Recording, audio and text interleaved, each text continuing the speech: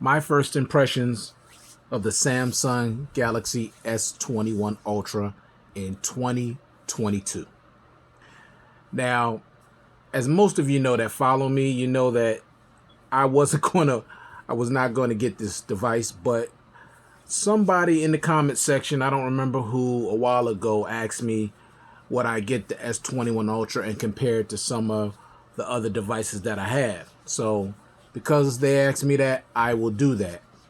I will be comparing this device with my Mi 11 Ultra, my LG V60, and my OnePlus 8 Pro. And I can already tell you now that I would not choose this over my Note 20 Ultra. Heck no, no way. I'm going to tell you why real quick.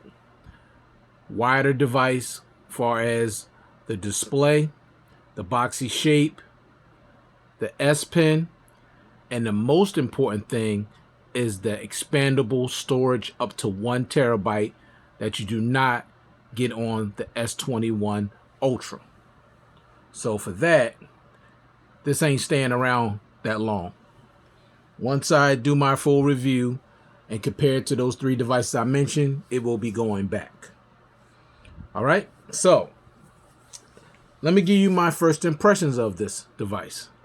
Now, first of all, I'm going to tell you, I love this design. It's beautiful. You know, you have the black. I know there's some other colors, but you have this stealthy black. I like the look of it a lot. The cameras are nice and big. This is not too big and protruding, especially compared to that of my Note 20, my Mi 11 Ultra. I mean, this camera module is gigantic compared to this.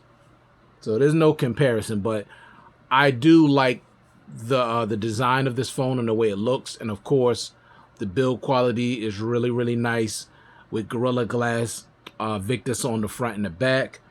Of course, you got this beautiful 6.8-inch Quad HD Plus dynamic AMOLED display, HDR10 Plus, 515 pixel density and 1500 nits peak brightness. So it's a beautiful, beautiful display, no doubt about it. I got it on max brightness, so it is beautiful. Of course, you get dual stereo speakers tuned by AKG with Dolby Atmos, IP68 water and dust resistance. Of course, you got your always on display, which I think Samsung makes the best always on display. And the main reason for that for me is because it's highly customizable, and you could always see the fingerprint sensor all the time, and I love that. And it's, speaking of the fingerprint sensor, you have that ultrasonic in-display fingerprint sensor that works pretty well. Pretty well. No issues with that. Of course, you got face unlock, which is so-so. It's all right. It doesn't work all that great, honestly. See, you see, it won't even see my face. I have other phones that'll easily see me even behind this camera, so the face unlock is just okay. But it's on here. And you got S Pen support on this device. Now, this is the first S series device to ever support the S Pen, but the S Pen does not come in the box. You got to buy that separately, and I definitely don't like that. Snapdragon 888 performance so far has been great. No issues when it comes to performance at all. So, you know, premium chipset, no problem with that. Android 12 is going to get Android up to Android 15, which is great. 5 years of security patches. So if you're somebody out there that's considering this phone is going to be good for a long time. You're not going to have to worry about security patches or software updates.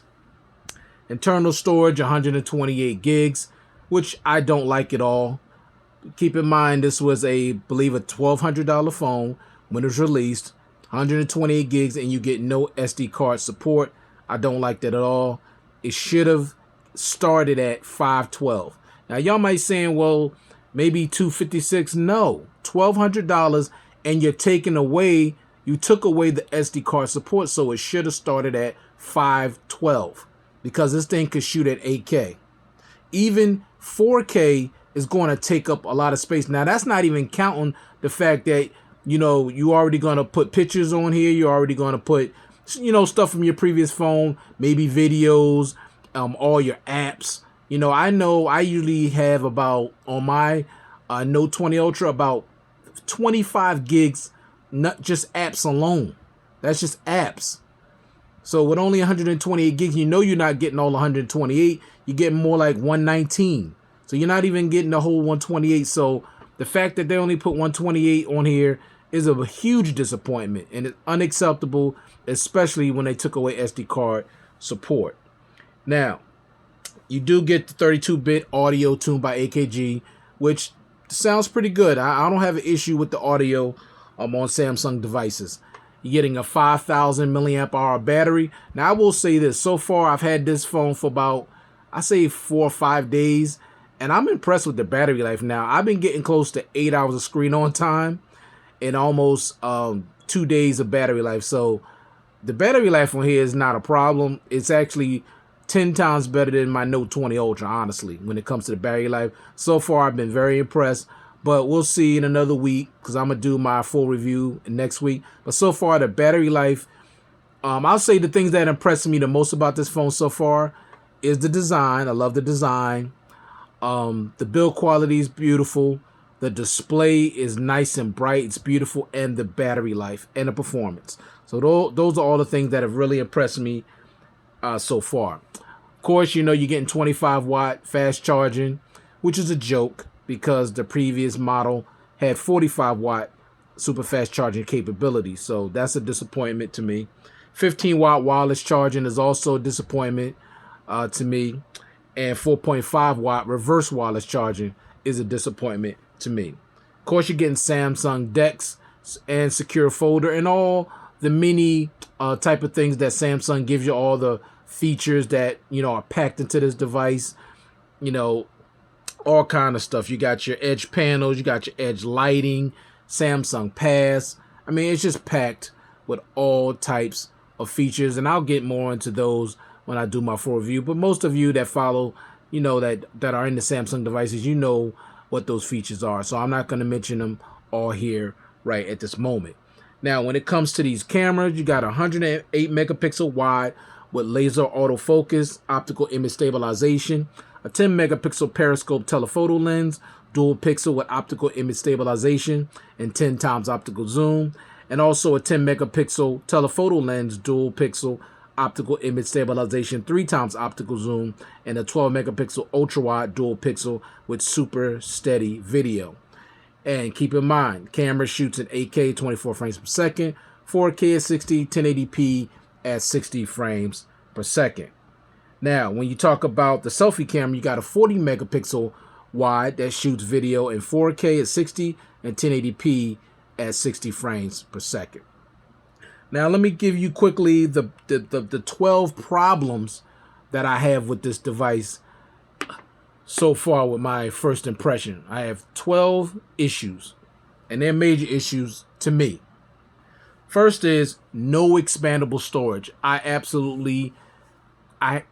can't even tell you how upset that makes me, knowing that Samsung removed such an important feature on their premium devices. Now, keep in mind, premium, we're talking $1,200, and only thing they keep doing is removing features. And expandable storage was one of the biggest things that I loved about Samsung devices, because you could expand the storage. And the fact that they removed it from this device and the S22 Ultra, it infuriates me. Y'all have no idea how upset this makes me.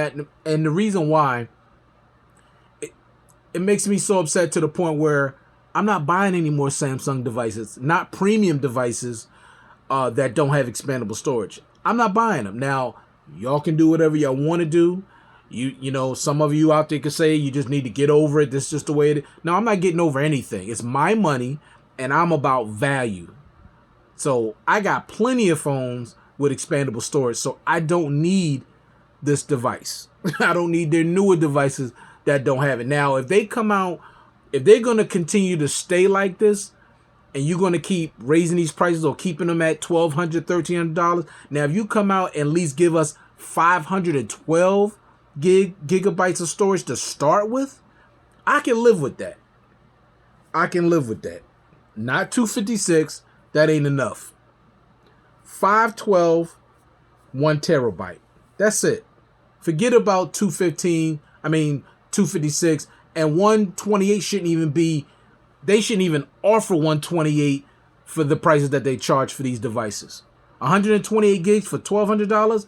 Absolutely not. And then for another $100 you can get 256, and another 100 for another storage upgrade. No way. Not doing it. Not doing it at all. So that's the number one biggest issue that I have with this device, is no expandable storage. Next, the 25 watt fast wired charging is a joke. Why? Because the S20 Ultra, the device that came previous to this, gave you a 45 watt super fast charging option. Now, it didn't come with the device, but at least it gave you the option to charge 45 watts. And I actually bought a 45 watt super fast charging brick, and it charged my S20 Ultra, not this one, in less than an hour. Now, that doesn't compare to, my Mi 11 Ultra that I can charge in 36 minutes at 67 watt super fast charging, but it's better than 25 watt fast charging that takes well over an hour. I don't like that at all. Next is the 15 watt wireless charging. That is also another joke. The reason why I say that, 15 watt fast charge, that's not even considered fast charging anymore. 67 watt wireless charging on my Mi 11 Ultra.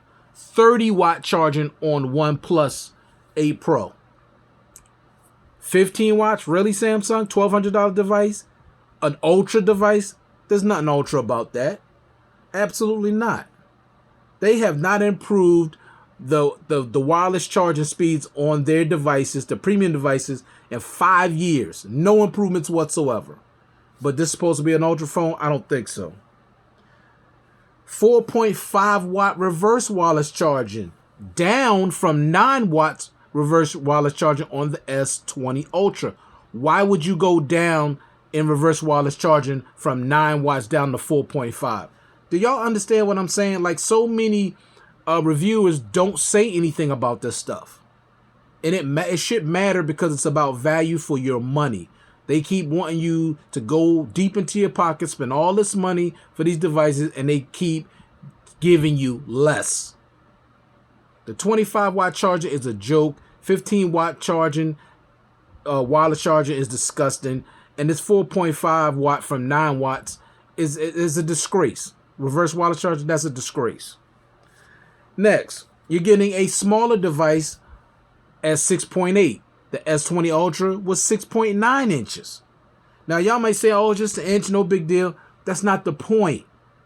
The point is, you're getting less again. They're going down, not going up, or they should have kept this at 6.9, but they went down to 6.8.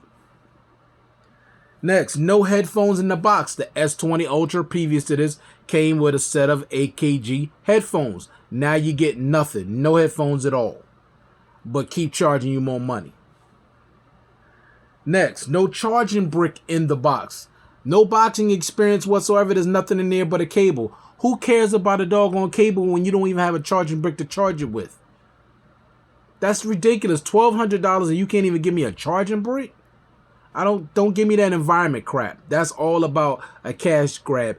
Every device should come with a charging brick in the box. Now, y'all may hate on all those Chinese phones all you want to, but at least they put a charging brick in the boxes. And OnePlus is still putting a charging brick in the box. So at least they still doing it. But this is, I hate it. It's just ridiculous. It's just ridiculous beyond measure. That a phone this much money, no charging brick in the box. No way to charge your device after you done spent all that money on it. Everybody don't have a bunch of charging bricks laying around. Next, no S Pen in the box. Okay, it's S Pen capable, but I can't even get it with the phone, and I done paid over $1,000. Like, are you kidding me? No, that's unacceptable. I mean, who been capable when it doesn't even come in the box. Unbelievable. Next, no headphone jack. Now, I know most of you out there now, you don't care because you're Bluetooth and all that. I prefer wired headphones. I don't have to worry about latency. I don't have to worry about them going dead. I don't have to worry about charging them. Plug them in. I'm good. Great sound quality. I'm good to go. I don't like that they took away the headphone jack. There was no reason to remove it to begin with. Next, no case in the box. I can't even get a case like this in the box. Are you kidding me? $1,200. I can't even get a clear case like this in the box. Unbelievable. And you got budget phones that give you a case in the box. $200 devices that give you a charging brick, headphones. Keep listening. Headphones, a screen protector. Okay. So a headphone, screen protector, charger, and a case. $200 phones giving you that. And a $1,200 phone don't give you anything except a charging cable? Unacceptable. Next, no IR blaster. What is that? A universal remote control. Something that this phone has. I control my TV and even more things than that. A lot of things. But this phone has that. And that's something that Samsung used to have along with LG many years ago. There was no reason to remove that either. That was a great feature to have. And last, starting at $128 for the base model, that's unacceptable. For a phone that much and you took away expandable storage, I don't like that at all. So my first impressions is not that great. I'm going to be honest with you guys. Now, like I said, it has a great design. I'm sure these cameras are great. Performance has been great so far. The speakers sound really good. The build quality is really nice. The display is great. And the battery life so far has been great. But that's about it. Now, for some of you, that's all you need. You're good to go. And your needs is not my needs. What I like and dislike, you may disagree. But I try to keep it 100% with you guys. I try to be as open, as honest as I can. And I'm not going to be biased. Do I love Samsung products?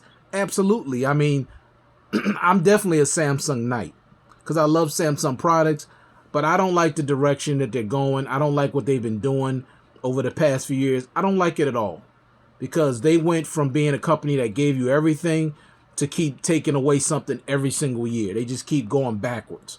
I don't like it. And I know a lot of you out there don't like it either because when I go and look at other videos from other YouTubers, I read the comment section. I see how many people are disgusted and upset about the direction Samsung is headed. And of course, you have many of those of you that don't care, and you'll accept and buy whatever Samsung puts out there. You don't care that you're getting screwed over. You just don't care. But I care. My money and how I spend it and getting value from my money matters to me because I work hard for my money and I want value. If I can't get it from them, I'll go get it from somebody else. Even the LG V60 is a better device than this. And I'm not talking about overall. The LG V60 can hold its own. I'm going to do a comparison. But you're getting a headphone jack. You're getting a quad DAC. Okay? That's important. You're getting expandable storage. You're getting a charger in the box. Like, these things matter. They matter. And with this, you don't have none of that stuff. Like, it's just so disappointing. The speakers on the LG V60 are better than these too. So, but we'll get to that when I do my comparison. But anyway, thank you guys for taking the time to view this content. I do appreciate it. These are my first impressions of the Samsung Galaxy S21 Ultra. And I'll be doing my full review in about a week. So stay tuned for that. Please like and subscribe and hit that notification bell so you'll be notified when I upload new content. All right, you guys take care, and I'll see you in the next one. Peace.